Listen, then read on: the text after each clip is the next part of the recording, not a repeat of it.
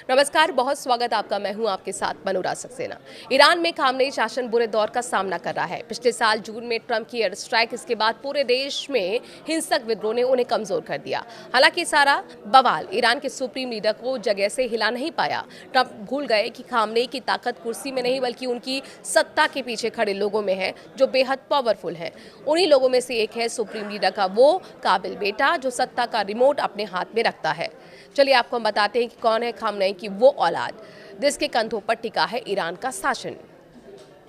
बात खामनेई के काबिल बेटे की करते हैं। ईरान के सर्वोच्च नेता अयातुल्ला अली खामनेई के दूसरे बेटे मोज्तबा खामनेई इस समय मध्य पूर्व की राजनीति के सबसे रहस्यमय और शक्तिशाली किरदारों में से एक माने जा रहे हैं। 2026 के बदलते राजनीतिक घटनाक्रमों के बीच मोज्तबा का नाम अब केवल सुप्रीम लीडर के बेटे के तौर पर नहीं बल्कि उनके संभावित उत्तराधिकारी के रूप में चर्चित है।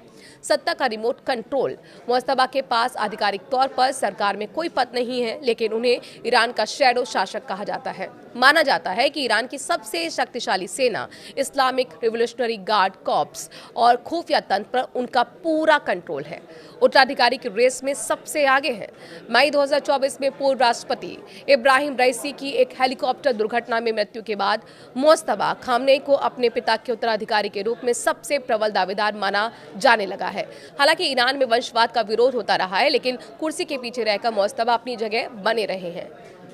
ईरान के किंग मेकर 2005 और 2009 के ईरानी राष्ट्रपति चुनावों में मोज्तबा की भूमिका बहुत महत्वपूर्ण मानी जाती है। कहा जाता है कि महमूद को सत्ता तक पहुंचाने में उनका बड़ा हाथ था। 2009 के विवादित चुनावों के बाद हुए विरोध प्रदर्शनों को दबाने में भी उनका नाम प्रमुखता से उछला था।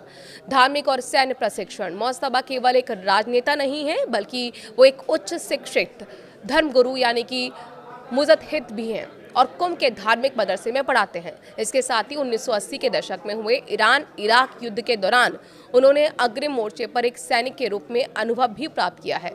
सीमित सार्वजनिक जीवन भी है। मोज्तबा बहुत सार्वजनिक कार्यक्रमों में दिखाई देते हैं और शायद ही कभी मीडिया से वो बात करते हैं। उनकी ये रहस्यमयी कार्यशैली उन्हें ईरान के अन्य नेताओं से अलग और ज़्यादा प्रभावशाली बनाती है। सीधे नहीं बोले, लेकिन ट्रंप के खिलाफ बड़ा कर दिया है सिस्टम और खड़ा भी कर दिया है। ईरान में वंशवाद का विरोध होता है। ऐसे में मोज्तबा खामनेई का भविष्य अब इस बात पर टिका है कि ईरान की असेंबली ऑफ एक्सपर्ट्स उनके पिता के बाद उन्हें सर्वोच्च नेता के रूप में स्वीकार करती है या फिर नहीं। 2026 में ईरान की बढ़ती अर्थव्यवस्था और क्षेत्रीय तनावों के बीच मोज्तबा का अगला कदम पूरी दुनिया की भू राजनीति को प्रभावित कर सकता है। अमेरिका ईरान के मौजूदा संघर्ष में मोज्तबा खामनेई ने ट्रंप के खिलाफ एक बेहद आक्रामक और रणनीतिक मोर्चा खोल दिया है। 2026 की ताज़ा घटनाओं के मुताबिक मोज्तबा को अब न केवल पर्दे के पीछे का खिलाड़ी बल्कि सीधे तौर पर ट्रंप को चुनौती देने वाले नेता के रूप में देखा जा रहा है।